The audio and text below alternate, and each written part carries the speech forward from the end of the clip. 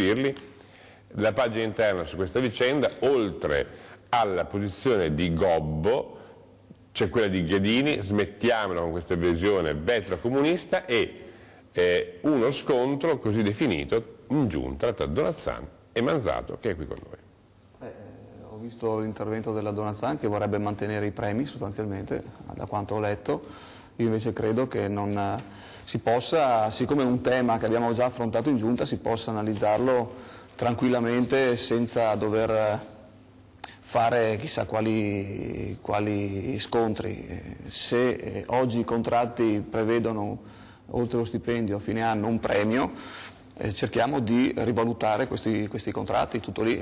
Gazzettino, si spacca su questa vicenda la giunta. Manzato, mi pare che dice Donat-San, vorrebbe stipendi uguali per tutti, ma questo è male. Manzato risponderebbe: sono manager di nomina politica, sbagliato, dar loro un bonus.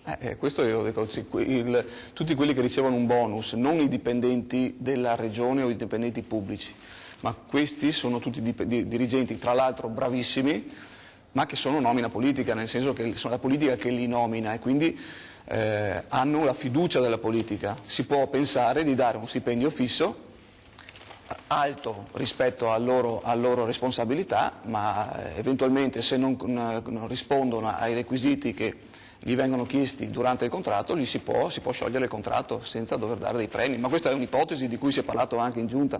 La Donat-San dice che invece bisogna continuare con i premi, e abbiamo due idee diverse.